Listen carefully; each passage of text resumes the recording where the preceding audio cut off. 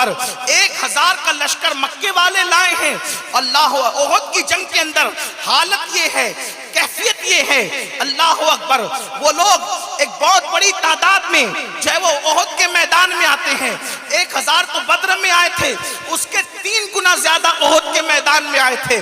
اللہ اکبر. اور ان 3 گنا میں سے جو ہے وہ 1 گنا بھی جو ہے مسلمانوں کے پاس جو ہے وہ اتنی فوج نہیں تھی، نہ ان کے پاس ہتھیار تھے، نہ ان کے پاس انتظامات تھے. ٹھیک یہ کیفیت تھی. اور اللہ کے رسول علیہ السلام کے بہت سارے صحابہ بھوکے پیٹ تھے. کچھ لوگوں کا حال تو یہ تھا کہ ان کے گھروں کے اندر کئی دن کے چولہے نہیں جلے تھے، پھر بھی وہ گھر سے نکل کر اللہ کی راہ میں جانوں کی قربانی دینے کے لیے آئے تھے. ایسے میں میرے آقا فرماتے ہیں، اے میرے اصحاب، جب تک میں نہ کہوں اس وقت تک تم پہاڑ سے نیچے مت اترنا. اور جنگ جب شروع ہوئی تو مکہ المکرمہ سے آئے ہوئے وہ بڑے بڑے صنادید، وہ بڑے بڑے طاغوت جو اب بھی غرور کے اندر اپنی تلواروں کو جو ہے وہ انتقام کی آگ میں تپا کر کے لائے تھے، وہ مسلمانوں کو توڑ دینا چاہتے تھے، مسلمانوں کو ہمیشہ کے لیے مٹا دینا چاہتے تھے. اللہ اکبر. لیکن جیسے ان مٹھی بھر مسلمانوں نے مکے والوں پر، مکے کے مشرکین پر حملہ کیا، ایک ہی حملے کی تاب نہ لا کر، بیویاں چھوڑ کر، مال چھوڑ کر، سواریاں چھوڑ کر، جو کھانے پینے کا سامان لائے تھے، کپڑے لتے چھوڑ کر سب بھاگے. جب بھاگے میدان پورا خالی ہو گیا. ایک ہی بار میں ان جوانوں نے، میرے نبی کے پاک اصحاب نے، میرے رسول اللہ کے صحابہ نے ان کے چھکے چھڑائے. بدر کا روب تو تھا ہی، احد کے اندر وہ جم کر کے حملہ کیا کہ وہ سب میدان چھوڑ کر بھاگے. وہ تو میدان چھوڑ کر کے بھاگ گئے، گویا کہ جنگ مسلمان جیت چکے. اب بہت غور سے سننا، میں اپنے جوانوں کی خصوصی توجہ چاہتا ہوں. آج کے دنیا کے اس ماحول کے تناظر میں سننا اور غور سے سننا. اللہ اکبر. یہ واقعہ بتانا مقصود نہیں ہے، واقعات کتابوں میں بھی ہیں، آپ پڑھتے بھی ہیں، آپ سنتے بھی ہیں، لیکن واقعے سے ہمیں سبق کیا لینا ہے اس کی طرف آپ کو توجہ کرنا ہے. جب وہ میدان چھوڑ کر مکے کے مشرکین بھاگ گئے تو ادھر صحابہ کرام نے سامان اکٹھا کرنا شروع کیا. اور پھر کیا ہوا؟ 2 گروپ ہو گئے ان دونوں صحابہ کی جماعت کے اندر جو پہاڑ پہ کھڑے تھے. پہلے تو ان کے اندر 2 گروپ ہوئے. نمبر 1، ایک گروپ یہ کہتا تھا کہ ہمیں اب ٹیلے سے نیچے اتر جانا چاہیے کیونکہ جنگ ختم ہو گئی، اور ان کی تعداد زیادہ تھی. دوسرا گروپ کہتا تھا نہیں، کیا تم کو یاد نہیں اللہ کے رسول نے بار بار تنبیہ کی کہ ہم گاجر مولیوں کی طرح کٹیں، پھر بھی تم پہاڑ سے نیچے مت آنا، اور اگر تم دیکھو کہ ہم غنیمت اکٹھا کر رہے ہیں پھر بھی تم پہاڑ سے نیچے مت آنا. جب اللہ کے رسول نے منع کر دیا تو ہم پہاڑ کے نیچے نہیں اتریں گے. تو دوسرا گروپ ان کو سمجھا رہا تھا کہ دیکھو تم فرمان کو سمجھنے میں جو ہے وہ اس کی مراد تک نہیں پہنچ پا رہے ہو. یہ حکم اللہ کے رسول کا اس وقت کے لیے تھا جب تک جنگ جاری تھی، جب تک جنگ کی شروعات تھی. اب تو جنگ ختم ہی ہو گئی تو یہاں کھڑے رہنے کا فائدہ کیا ہے؟ یہ فرمان کب تک کے لیے تھا؟ جب تک کہ جنگ جاری تھی تب تک کے لیے تھا. اب تو جنگ ختم ہو گئی، ہمیں نیچے اتر آ جانا چاہیے. اللہ اکبر. تو جو دوسرا گروپ تھا جو تھوڑے تھے انہوں نے کہا دیکھو تمہاری جو مرضی آئے کرو، ہم اتر کر اس وقت تک نہیں جائیں گے جب تک اللہ کے رسول ہمیں خود بلا نہ لیں. حضور نے کہا میری اجازت کے بغیر مت آنا. اب ہم قیامت تک کھڑے رہیں گے جب تک حضور نہ بلا لے، اس لیے کہ حضور نے فرمایا کہ جب تک میں نہ کہوں تم نے نہیں آنا، ہم یہی کھڑے رہیں گے. انہوں نے کہا تم اس مراد تک نہیں پہنچے. رسول اللہ نے جنگ کے درمیان کی بات کہی تھی، جنگ ختم ہو گئی، کام ختم ہوا، چلو نیچے. اور پھر وہ نیچے چلے آ گئے.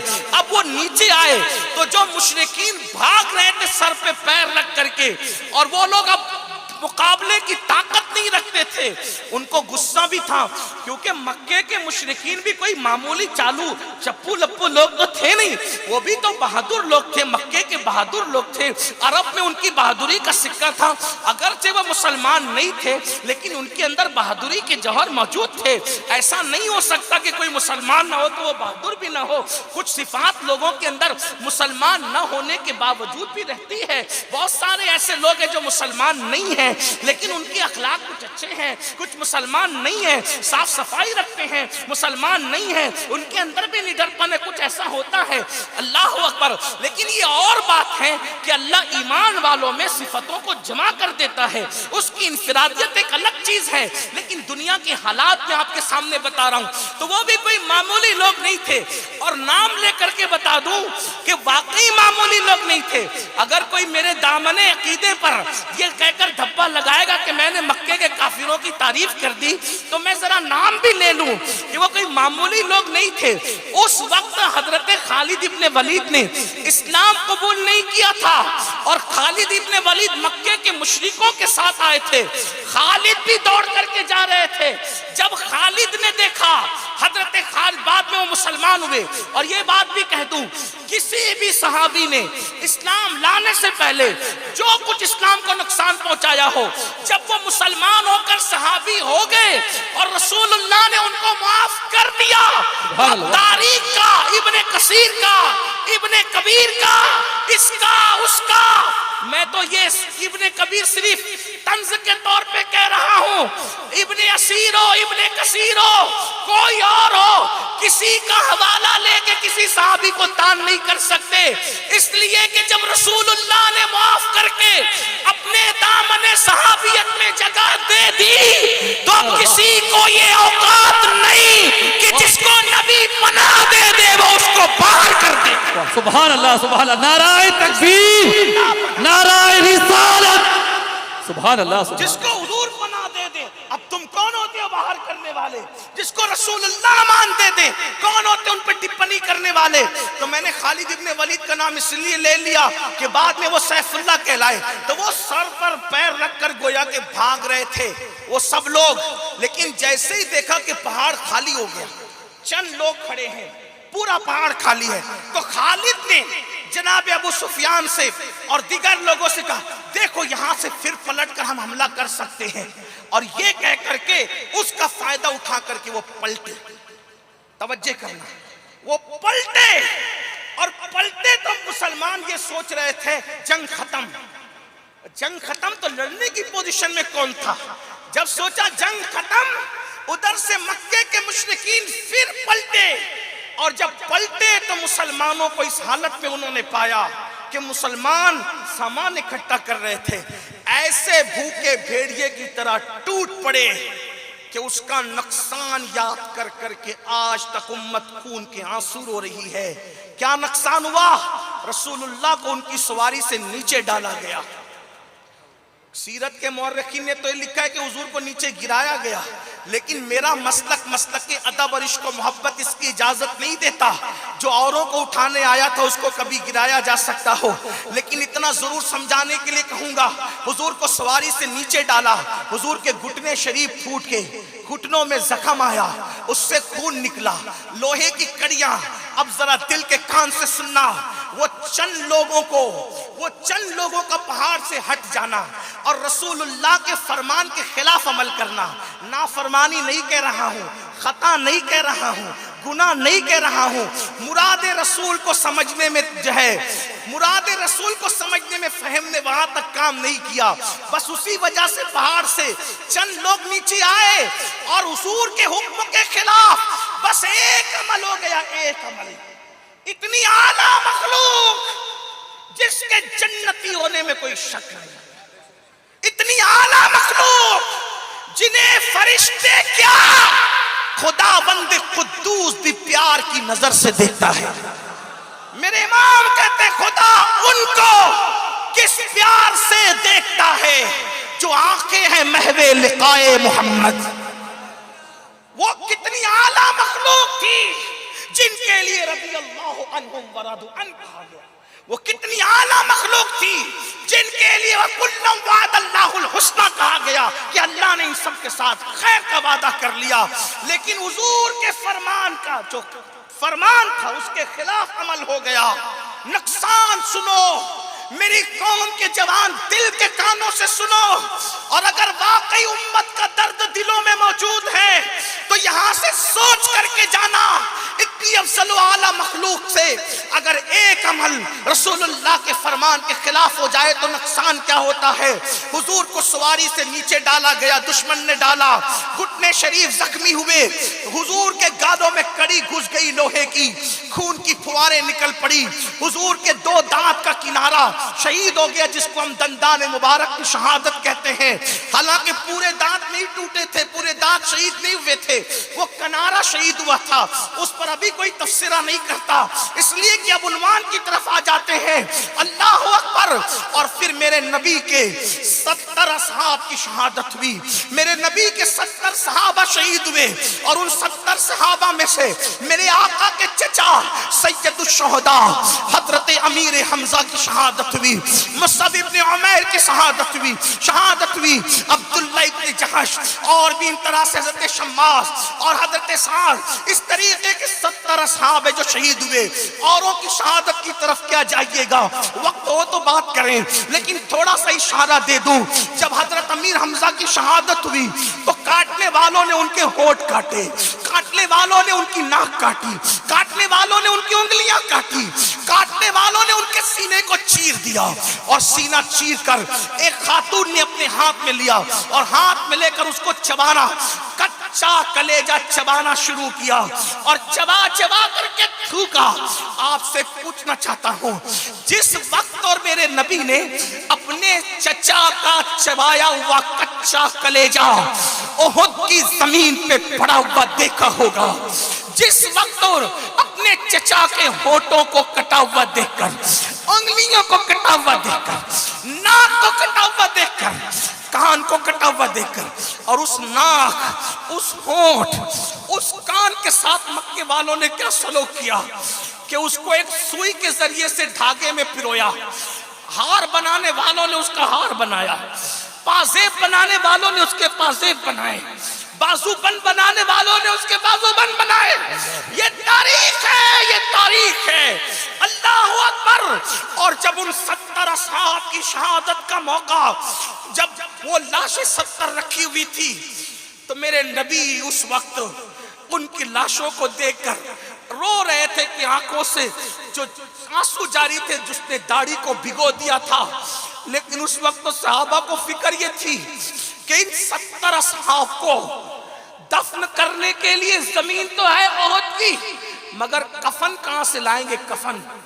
اس وقت رسول اللہ کہ ان اصحاب کو کفن دینے کے لیے مسلمانوں کے پاس کپڑا بھی موجود نہیں تھا. حالت یہ تھی کہ ان کو گھاس میں لپیٹا گیا, بازوں کو, یعنی ان کے جسم پہ گھاس ڈالی گئی, بازوں کو ایک کپڑا اڑایا گیا, ایک کپڑا, اور سر چھپاتے تو پیر کھلتے, پیر چھپاتے تو سر کھلتا.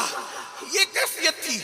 ایک دن میں 2 ڈریس تبدیل کر کے گناہوں کے اڈوں کو آباد کرنے والوں, ایک دن میں 3 مرتبہ پیٹ بھر کر کے کھانے والوں, اور کبھی زنا کے اڈے کو, کبھی شراب کے اڈے کو, کبھی جوئے کے اڈوں کو آباد کرنے والوں. میری قوم کے جوانوں, تم سوچتے ہو کہ مسلمانوں پہ برا وقت کیوں ہے, مسلمان کیوں کٹ رہا ہے, مسلمان کیوں لٹ رہا ہے, مسلمان کیوں پٹ رہا ہے, مسلمانوں کی لاشیں بے گور و کفن کیوں ہیں. ارے وہ صحابہ, چند صحابہ, انگلی پر گنے جانے کی ان کی تعداد تھی جو پہاڑ سے نیچے اترے تھے. اگر رسول اللہ کے فرمان کے خلاف ان سے ایک کام ہو جائے تو 70 لاشیں بغیر کفن کے وہ دیکھتے ہیں, اور 70 لاشیں بغیر کفن کے وہ احد کی زمین پہ دفن کرتے ہیں. رسول اللہ کے دندان کی شہادت ہوتی ہے, امیر حمزہ کا کلیجہ چبایا جاتا ہے. ایک فرمان رسالت کے خلاف عمل ہوا تو امت پر اتنی بڑی مصیبت آتی ہے کہ قیامت تک لوگ اس واقعے کو یاد کر کر کے روتے رہیں گے. اب آپ سے میں پوچھنا چاہتا ہوں, کہاں وہ گناہ بھی نہیں تھا, کہاں وہ خطا بھی نہیں تھی, میں تو اس کو لغزش بھی نہیں کہنا چاہتا, وہ مراد رسول کو سمجھنے میں فہم وہاں تک نہ پہنچا دوسرے گروپ کا. تو یہ حالت امت نے دیکھی. دوسری بات, اس گروپ میں 2 گروپ ہو گئے. رسول اللہ نے ایک بنایا تھا, وہ 2 ہو گئے. حضور نے ایک بنایا تھا, وہ 2 ہو گئے. تو 2 ہونے کی وجہ سے کتنے مسلمانوں کی شہادت ہوئی. तुम तो 72 फिरकों में बट गए, तुम तो 72 फिरकों में बट गए। हालांकि वो दोनों हक पर थे, यहां तो एक हक पर बकिया सब बातिल पर है।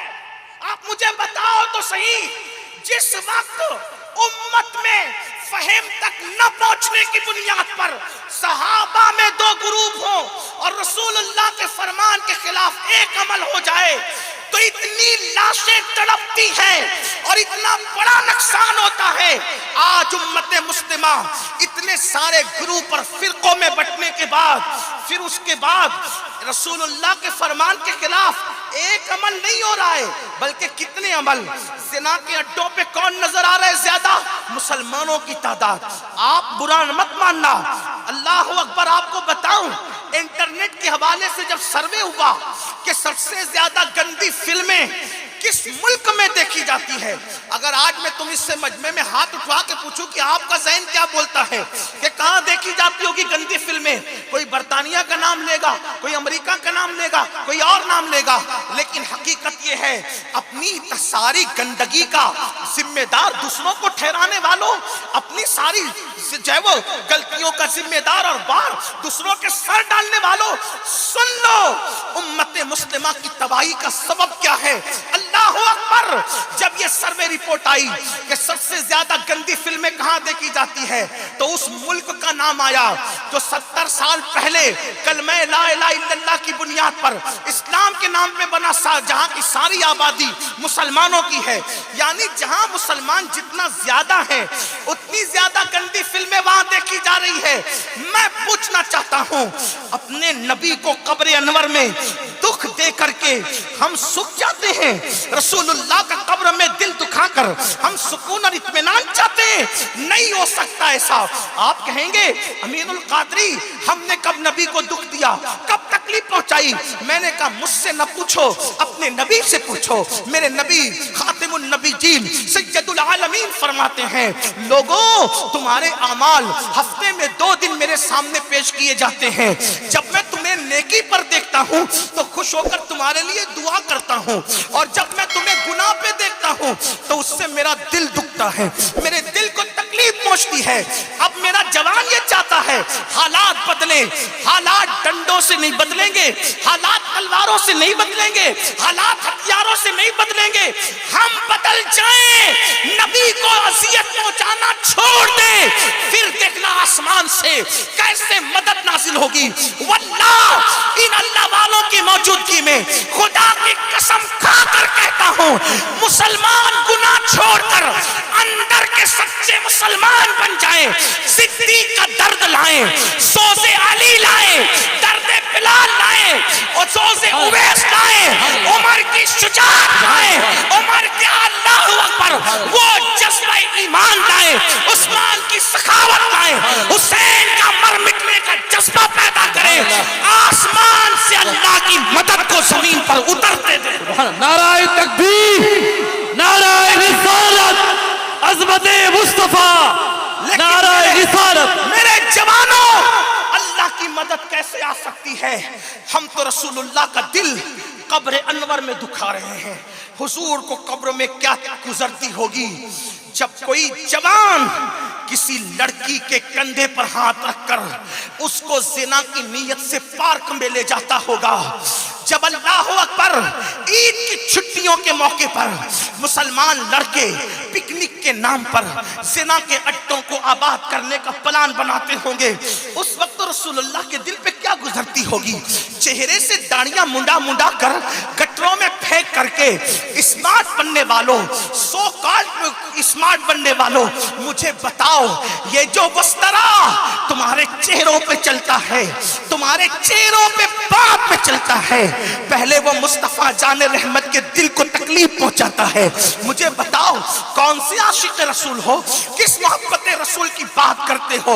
आज एक जवान कहता है मौलाना आज मैं फला काम नहीं छोड़ सकता। हमने पूछा क्यों नहीं छोड़ सकते? तो कहा कि मेरे अब्बा ने मरते मरते मुझे वसीयत की थी कि बेटा ये काम मत करना। तो मेरे बाप ने मरते मरते यानी दुनिया से जाते जाते मुझे वसीयत की थी ना, इसलिए मैं बाप की वसीयत के खिलाफ कोई अमल नहीं कर सकता, कोई काम नहीं कर सकता। اب میں آپ سے پوچھتا ہوں باپ کی آخری وصیت آپ کو یاد ہے کیا؟ رسول پاک کی بھی آخری وصیت یاد ہے؟ حضور علیہ السلام جب دنیا سے تشریف لے جا رہے تھے، ظاہری طور پر اللہ کے حبیب جب دنیا سے تشریف لے جا رہے تھے تو حضور کیا کہہ رہے تھے؟ اللہ کے رسول کا فرمان کیا تھا؟ باپ کی آخری وصیت کا خیال، رسول پاک کی آخری وصیت کا کوئی خیال نہیں۔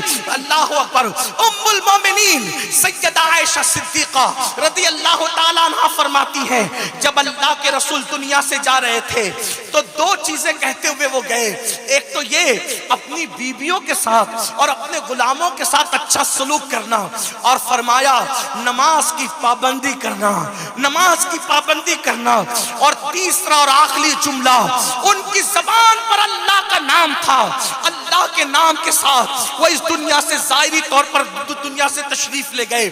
اب میں پوچھتا ہوں اللہ کے رسول نے دنیا سے جاتے جاتے دو آخری وصیت کی تھی ظاہری طور پر، نمبر ایک اپنی بیوی اور اپنے غلاموں کے ساتھ اچھا سلوک کرنا، اور نمبر دو نماز کی پابندی۔ بتاؤ حضور کی آخری وصیت کا کتنا خیال ہے؟ کتنی نماز کی ہمارے اندر پابندی ہے؟ بڑی معذرت کے ساتھ 95% لوگ نماز سے کوسوں دور ہیں، مسجدیں ویران ہیں، مسجدیں مرثیہ خاں ہیں، جمعہ کی 2 رکعت پڑھ کے بھاگ جاتے ہو۔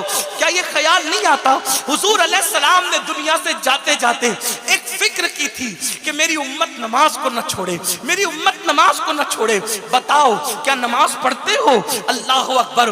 جب نماز کی بات آتی ہے تو مسلمان کہتا ہے مولانا ٹائم نہیں ملتا نماز پڑھنے کے لیے، وقت نہیں ملتا نماز پڑھنے کے لیے۔ سن لو اور اچھی طرح سن لو اور دھیان سے سن لو، اللہ کے رسول علیہ السلام نے فرمایا جس نے جان بوجھ کر نماز چھوڑ دی وہ میرے ذمے سے خارج ہو گیا، باہر ہو گیا، اس کے ساتھ میرا کوئی وعدہ نہیں ہے قیامت کے دن۔ اور ایک مقام پر فرمایا جس نے جان بوجھ کے نماز چھوڑ دی اللہ اس کے سر سے اپنا رحمت والا ہاتھ ہٹا لیتا ہے، اس کو اپنی پناہ میں نہیں رکھتا، وہ خدا کی پناہ سے نکل جاتا ہے۔ جو جان بوجھ کر نماز چھوڑ دے، آپ کو دوستوں کے پاس بیٹھنے کے لیے ٹائم ہے، ہمیں اور آپ کو بیوی بچوں کے پاس وقت گزارنے کے لیے ٹائم ہے، ہمیں اور آپ کو اگر کوئی وزیر بلا لے تو سارے کام چھوڑ کر جانے کے لیے ٹائم ہے۔ تھوڑا ایمان والوں اپنے دلوں پہ ہاتھ رکھ کر سوچو، آپ کو دوستوں آپ ٹائم دے سکتے ہو، آپ پڑوسیوں کو ٹائم دے سکتے ہو، آپ بیوی بچوں کو ٹائم دے سکتے ہو، آپ سب کو ٹائم دے سکتے، لیکن جس رب نے مجھے اور آپ کو زندگی دی اس خدا کے لیے ہمارے پاس ٹائم نہیں، اللہ کے لیے ہمارے پاس ٹائم نہیں۔ ذرا سوچو تو کیا ہم تباہ نہیں ہوں گے؟ ہم برباد نہیں ہوں گے؟ ہم رسوا نہیں ہوں گے؟ سوچو تو ہم سب کو ٹائم دے رہے ہیں، اپنے رب کے لیے ہمارے پاس، خدا کے لیے ٹائم نہیں، اللہ کے لیے ٹائم نہیں۔ ہم نہ مٹیں گے، ہم تباہ نہیں ہوں گے، برباد نہیں ہوں گے۔ ایک بزرگ، دھیان سے سننا، ایک بزرگ حج کے لیے گئے تو ان کی تمنا یہ تھی کہ میں مسجد میں قیام کروں گا اور رات کو قیام مسجد میں کروں گا اور دن کو جو ہے سفر کروں گا۔ اب یہ ہوا کہ رات کو وہ بزرگ مسجد میں قیام کرنے لگے تو اچانک مسجد کے اندر کوئی رو رہا تھا، کسی کے رونے، وہ بزرگ بیان کرتے ہیں، کسی کے رونے کی آواز جیسے بچہ زور زور سے روتا ہے، کوئی رونے والا انسان روتا ہے، ایسی آواز آ رہی تھی، اور ایک آواز اس میں اور بلند ہو رہی تھی، اے اللہ جس نے مجھے ویران کر دیا تو ان کو ویران کر دے، اللہ جس نے مجھے ویران کر دیا تو ان کو تباہ و برباد کر دے۔ وہ بزرگ محسوس کر رہے تھے کہ ہو کیا رہا ہے۔ مسجد کے اندر گرد و غبار پڑی ہوئی تھی، گھان کچرا پڑا ہوا تھا، کوئی انتظام صاف صفائی کا نہیں تھا، یعنی پتہ چلتا تھا کہ کوئی اس میں آتا نہیں ہے۔ جب پتہ چلا نا کہ ایک بزرگ حج کو جا رہے اللہ کے ولی اور وہ ہماری مسجد میں رکے ہیں، تو پھر لوگ آئے اور آنے کے بعد اپنے مسائل بتانے لگے، بابا ہمارے پاس روزی نہیں ہے، پریشان ہے، یہ ہے وہ ہے، آپ کوئی تعویذ دے دیں۔ اس وقت پوری امت کی توجہ تعویذ کی طرف، وظیفوں کی طرف، بزرگوں کی دعاؤں کی طرف۔ نہ میں تعویذ کا مخالف، نہ وظیفوں کا مخالف، نہ بزرگوں کی دعاؤں کا مخالف، لیکن ایک بات کہتا ہوں، ایمان لگتی بات کہوں گا، آپ کو اچھی لگے تو ٹھیک، بری لگے تو مجھے معاف کرنا، نہیں معاف کر سکتے جو بدلہ لینا چاہو میں اجازت دیتا ہوں، لے لینا۔ یہ بات یاد رکھنا، جس گھر کی برکت اللہ اٹھا لے، جس گھر کی برکت اللہ اٹھا لے، دنیا میں کوئی تعویذ ایسا لکھا نہیں گیا آج تک کہ اللہ کی اٹھائی ہوئی برکت کو تعویذ واپس لا سکے. اور اگر جملہ برا لگتا ہے لیکن میں اس اپنے ذوق کے مطابق کہہ رہا ہوں, اللہ کی اٹھائی ہوئی برکت ملا کبھی واپس نہیں لا سکتا. اتنا یاد رکھنا, ایک بات اچھی طرح سمجھنا, کتنا بھی بڑا ولی آپ کے لیے دعا کر دے, اگر آپ بے نمازی ہیں اور اللہ نے برکت اٹھائی ہے, ولی کی دعا کی برکت بھی آپ کو نہیں ملے گی. کیونکہ میرے آقا نے خود فرمایا, جو نماز چھوڑ دیتا ہے نیکوں کی دعا سے اللہ اس کا حصہ ختم کر دیتا ہے. ورنہ میں آپ کو کہوں ان علماء کی اللہ والوں کی موجودگی میں کہ اگر مسلمان نماز پڑھ لیں تو ہمیں کسی کی دعا کی ضرورت ہی نہیں ہے.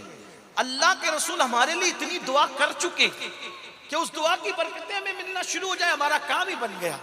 لیکن وہ دعا کی برکتیں کیوں رکی ہوئی ہیں؟ دعا کی وہ برکتیں رکی ہوئی کیوں ہیں؟ کیونکہ آقا فرماتے ہیں جو نماز چھوڑ دیتا ہے نیکوں کی دعا کی برکتیں اس کو نصیب نہیں ہوتی. اٹھا کر کے آپ کتابیں حدیث کی پڑھ لیں. میں اس کا انکار نہیں کرتا کہ رسول اللہ کی دعاؤں کی برکتیں امت کو نہیں مل سکتی, لیکن جس نے دعائیں کی اس نے خود فرمایا نماز چھوڑ دو گے تو اللہ والوں کی دعاؤں کی برکتوں سے محروم کر دیے جاؤ گے. لوگ آئے وہاں, آنے کے بعد کہا حضرت پریشان ہے, یہ وہ ہے وہ ہے, لیکن وہ حضرت سچے حضرت تھے, وہ صحیح آدمی تھے. انہوں نے کہا تمہارے مسئلے کا حل نماز میں ہے, نماز پڑھو, مسجد آباد کرو, تمہارے سارے مسئلے حل ہوں گے. سب کے مسئلے الگ الگ تھے, کسی کی بیٹی کا رشتہ, کسی کا یہ, آپ کے بھی ہوں گے, میری مائیں اور بہنیں موجود ہیں, ان کے بھی مسائل ہیں, میاں بیوی میں نہیں جمتی, یہ نہیں وہ نہیں وہ نہیں, بہت سے سب کے گھر گھر کی کہانی ہے. یہ سب کے مسئلے کا حل ہے نماز. نماز سب مسئلے کا حل. آپ کہیں گے یہ پاگل تو نہیں ہوا یہ مولوی کہ یہ کہتا ہے سب مسئلے کا حل نماز ہے؟ میں ایک آسان بات حدیث کی روشنی میں تمہیں بتاؤں, بلکہ قرآن کی روشنی میں. آیت نہیں پڑھوں گا کیونکہ آیت سجدہ ہے, مکمل ترجمہ بھی نہیں کروں گا, احتیاطاً اس کی ترجمانی کرتا ہوں. اللہ قرآن میں کہتا ہے سجدہ کرو اور اللہ کا قرب پالو, اللہ کے قریبی ہو جاؤ. اللہ کیا فرما رہا ہے؟ سجدہ کرو اور اللہ کے قریبی بن جاؤ. یعنی جب بندہ سجدہ کرتا ہے, حدیث پاک ہے, جب بندہ سجدہ کرتا ہے, اب یہاں عالم اور جاہل میں کوئی تمیز نہیں بتائی گئی, یہاں نیک اور گنہگار میں کوئی فرق نہیں بتایا گیا. اللہ اکبر, کیا فرمان جاری ہو رہا ہے, کیا فرمان جاری ہو رہا ہے. اللہ کے رسول فرماتے ہیں صلی اللہ علیہ وآلہ وسلم کہ جب تم سجدے میں جاتے ہو تو اللہ کے اور تمہارے درمیان جتنے پردے ہیں وہ سارے پردے اٹھا دیے جاتے ہیں اور سب سے زیادہ تم اللہ کے قریب ہو جاتے ہو. اب مجھے بتاؤ, جس سجدے سے خدا مل جاتا ہے